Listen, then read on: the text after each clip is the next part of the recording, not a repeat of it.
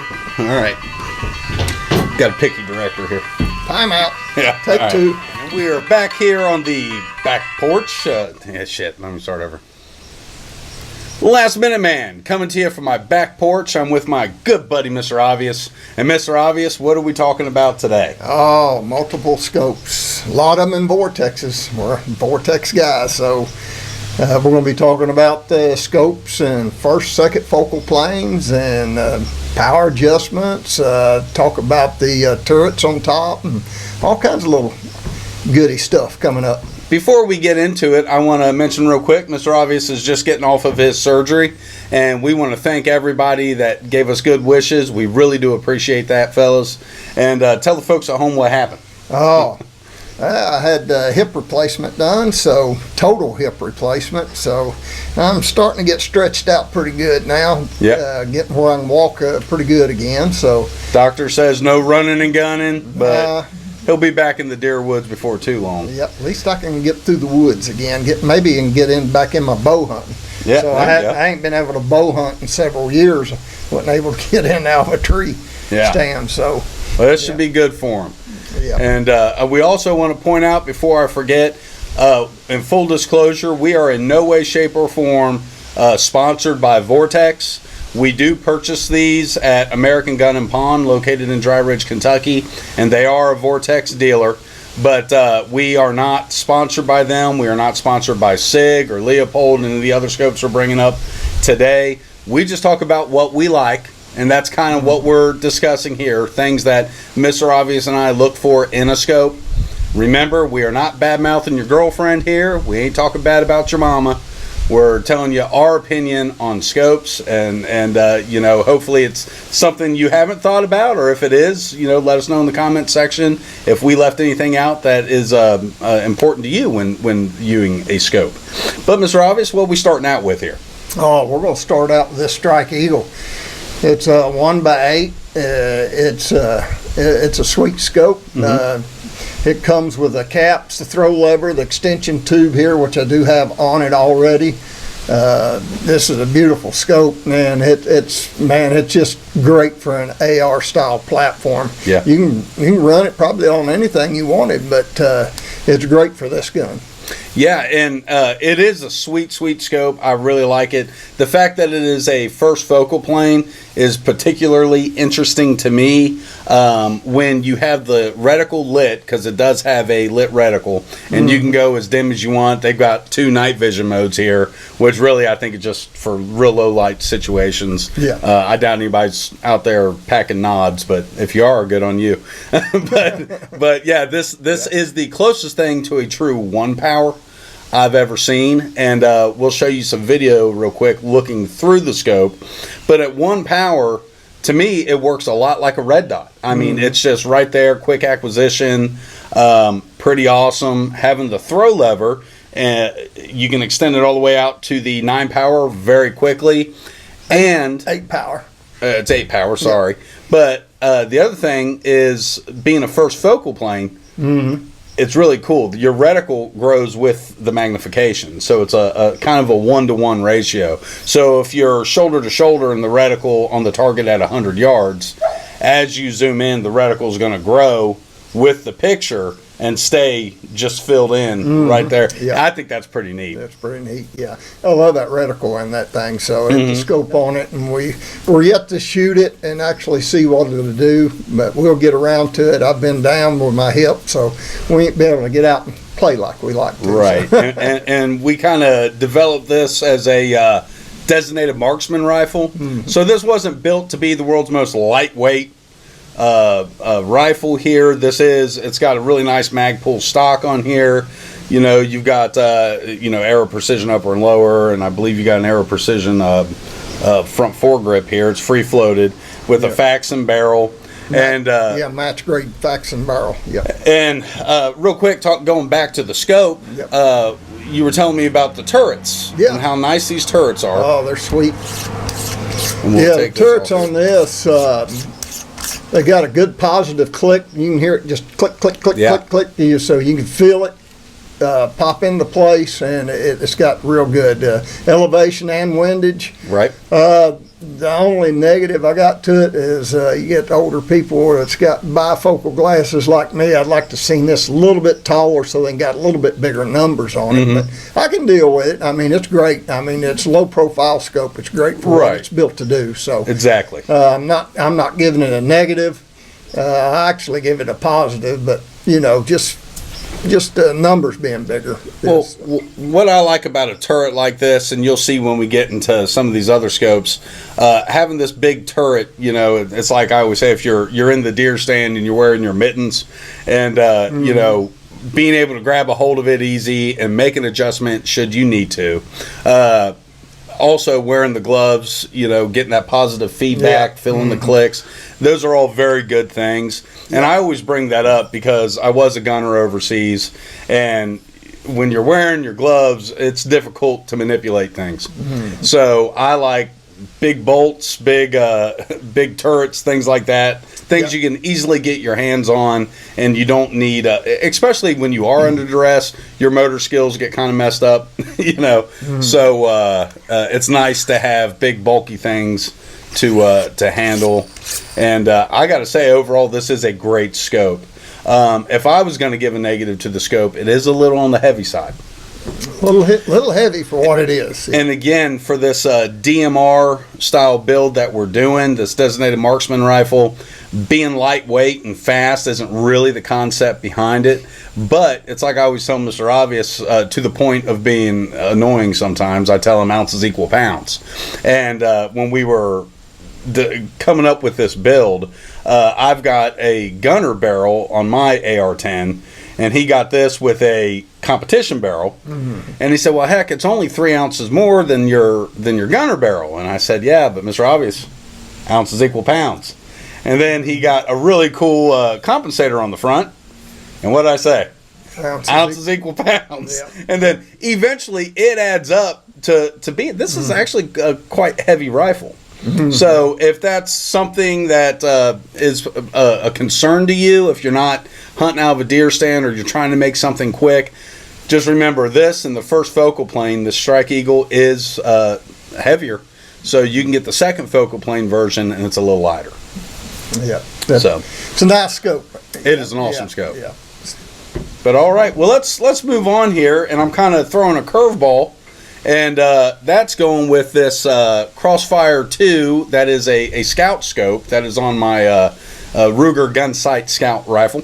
A lot of people, you are either a fan of the scout scope configuration or you hate it. That's kind of what I've noticed with people. Mr. Obvious is not really a fan, are you, of the scout scope configuration? No, I'd rather have a red dot like that Romeo 7 sitting on this gun for my use, but I mean, they're fine. It's just I've always done like competition shooting and stuff, and I'm more fond of used to these scopes, the way that the high relief and stuff is. And we'll mention, we were talking about those turrets, and when you get into like this Crossfire 2, which is what I would call a budget scope, it is a budget-minded scope. It's not super expensive, but when you get into this, your turret's much smaller.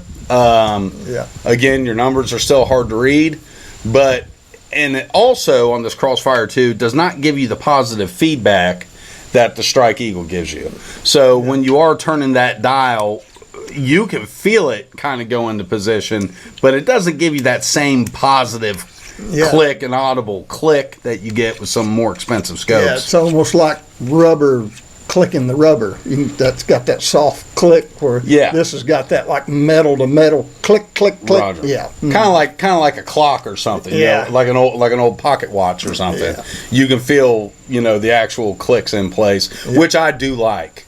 Now, going back to this Crossfire 2, this is a second focal plane, and we'll show you video of that looking through it. But with the second focal plane, your reticle stays the same size no matter what. So it doesn't matter how close you zoom in or how far you zoom out, that reticle is going to stay the same. Yeah. And the other thing, this particular one does not have a bullet drop compensator in it. The one we've got the video of here does, and that's Crossfire 2 that came with a Savage 110 that I have. Yeah, and I think it's a 3x9. It's a 3x9, and this one's a 2x7, I believe. Yeah, and 7. Yep, 2 to 7, and it's a really good scope. I like this scope.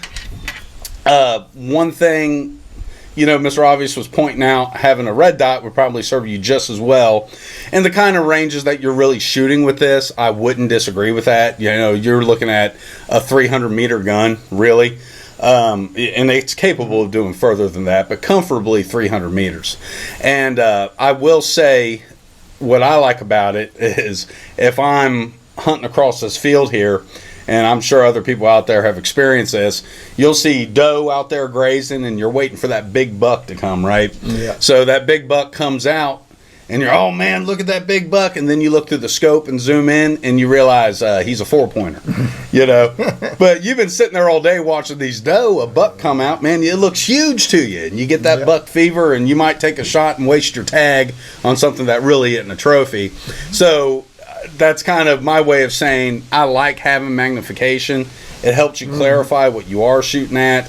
If you're in a without rule of law scenario or something like that, it's good to be able to identify whatever you're shooting at. So that's one good thing about having the scout scope configuration over just a red dot. I think just having some magnification there is a good idea. And if you are a big fan of Mr. Cooper's scout design, you probably already know what I'm talking about there. But it is a niche thing. It's a niche market.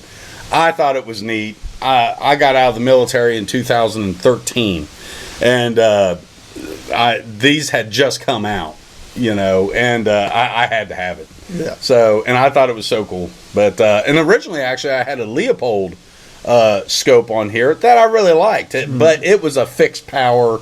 I think it was only a fixed 2-power scope, so it didn't quite have everything I needed. I don't think I have any of the smaller scopes like that. The only thing I got's the bigger magnification scopes for what I hunt and what I do. What he's saying is he doesn't have the budget-minded scopes that I have. I don't, I guess a good rule of thumb, a lot of people will tell you, is your scope should cost double what the rifle costs. You'll hear that. Yeah, like we was talking about, you can only shoot as good as you can see. That's right. Yeah. So if you can't see good, you ain't gonna shoot good. Well, and I'll tell you, as a general rule of thumb, I understand why people say that. Yeah, your scope should be an expensive scope. There are exceptions to the rule. Exceptions don't make the rule. But I think you can get a reasonably good scope in the $200 range that, it's kind of like Mr. Obvious was saying. I had a Trigicon ACOG that I actually used overseas. I purchased myself. And he was looking at it. And he said, I wouldn't have one of those. It was a fixed power scope. He said, and they're like, back then, I think I paid like $1,800 for it. And he said, that's an $1,800 scope. I wouldn't have it for that. And I said, you're not buying the magnification. You're buying a tank. These things were built, they're very durable. Yeah. They held their zero very well, shock resistant, saltwater resistant, all those things. So when you get into expenses and you can buy a very frail scope that has awesome magnification, but you won't want to take that into a combat scenario. You drop your rifle and it you break the scope. Mm-hmm. So it's different strokes for different folks. What are you purchasing the scope to do? What's your intended use? Another thing, like we were saying, on a budget scope, as long as your scope is maintaining its zero, I think that's a very important factor. It serves me well for what I'm using it for.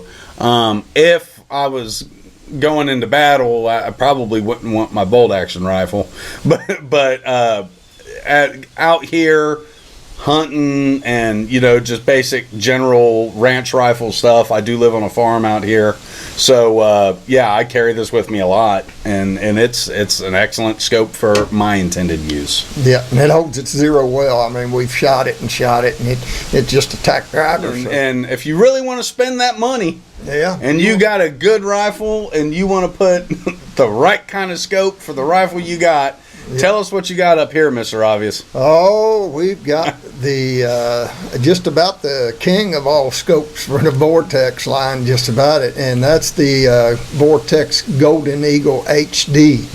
This scope is a 15 power starting out, and it zooms up to 60 power. So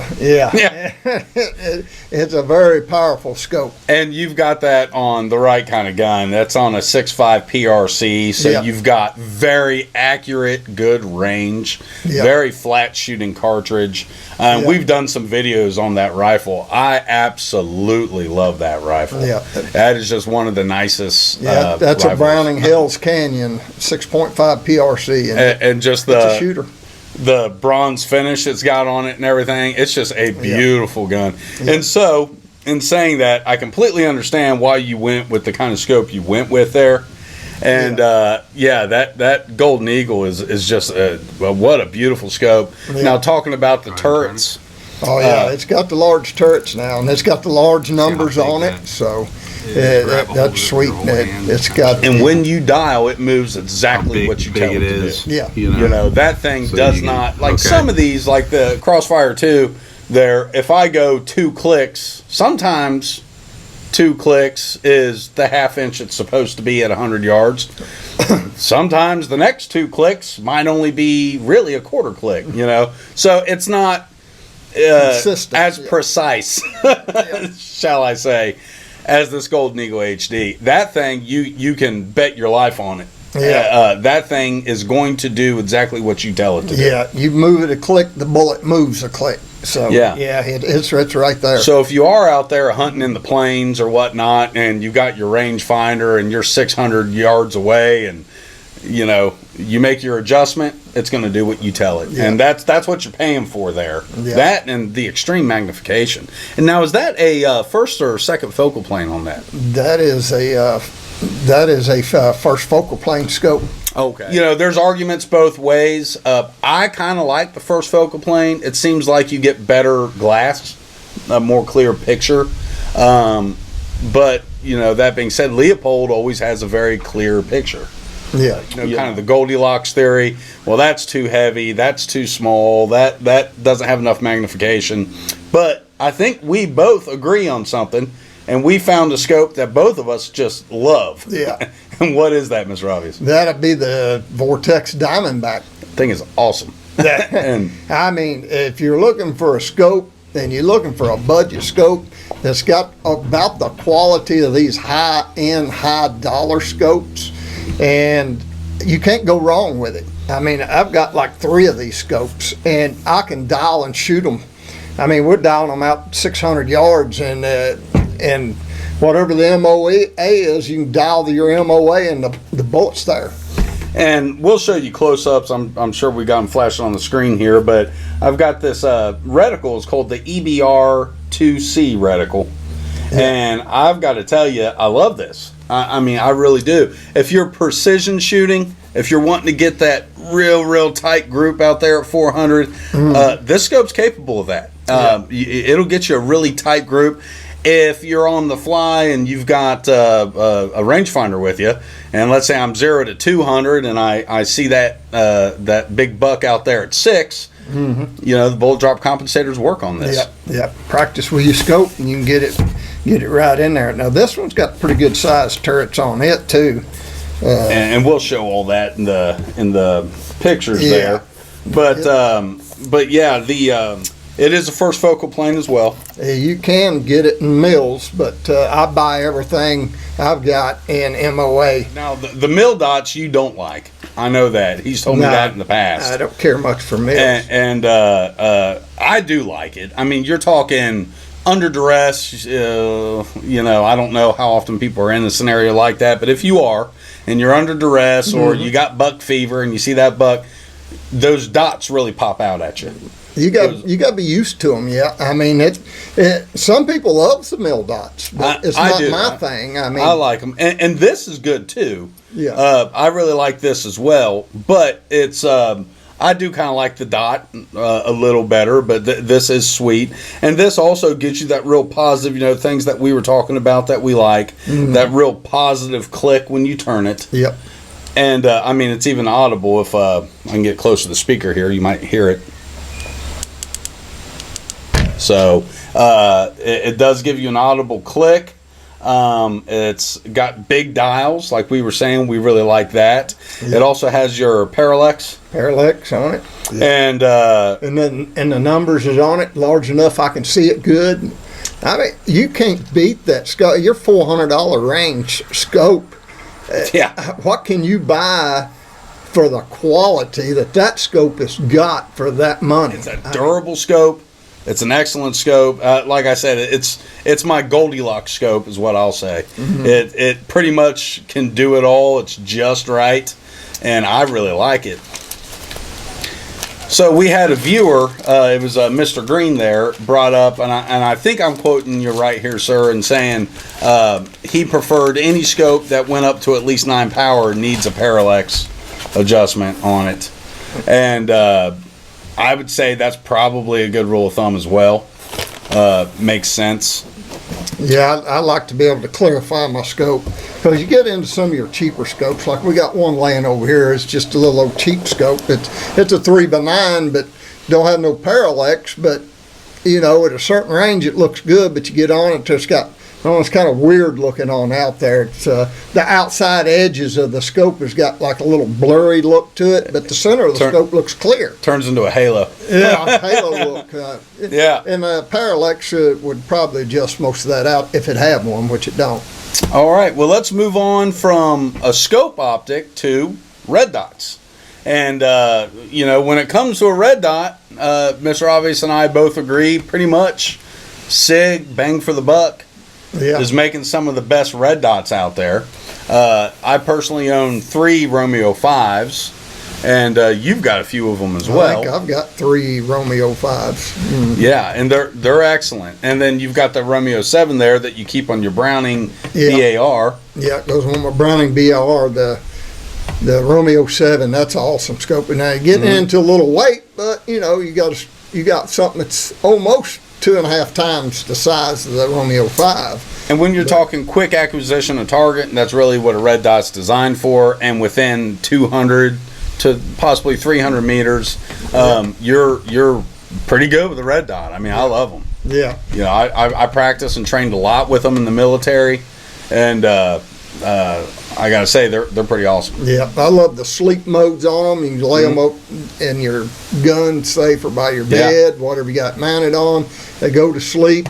As soon as you touch the gun and move it any bit, they wake up and your red dot's on. Yeah, the battery life on those red dots is outstanding. Yeah, some of them around 50,000 hours. Battery life. It's just unreal.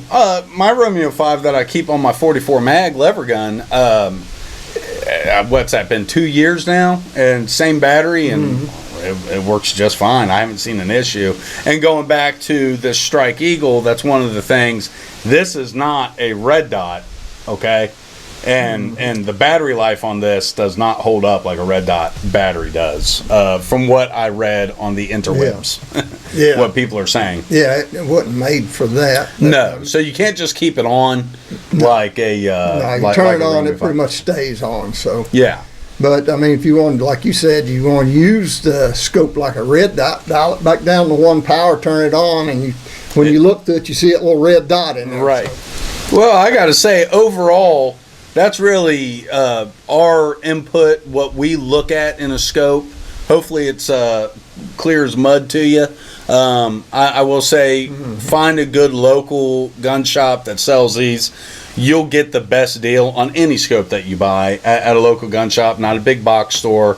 Support your local gun shops. Ours happens to be American Gun and Pawn, located in Dry Ridge, Kentucky. And if you're ever up this way or you live around here, definitely check them out. Give them a call. They deliver anywhere in the U.S. And, you talk to Grant or Mike or any of those guys up there, and they are very knowledgeable on these scopes, and they can hook you up with the best scope for your application for sure. Yeah, and they do have, I do believe, military discount for the Vortex scopes. Yep. So, yeah, give them a call and check that out. Is there anything else we want to add to this, Mr. Obvious? Well, the only thing, if you're on a budget, you're looking for a darn good scope for the money, Definitely have to say the Diamondback. Diamondback it wins the class for me. That's probably Yeah. all I'm gonna start buying from now on. I've put a lot of money in other scopes, and I've got three of these scopes now, and they work as good as in my high dollar scopes. So I think we said all that we can say about that. And, let us know in the comment section if we missed anything you look for in a scope that we haven't mentioned. I'd love to hear it. Tell us what your favorite scope is. Absolutely. And remember, everybody, keep your knife sharp, keep your powder dry. Subscribe to Last Minute Man. Hit that bell button up there, I dare you.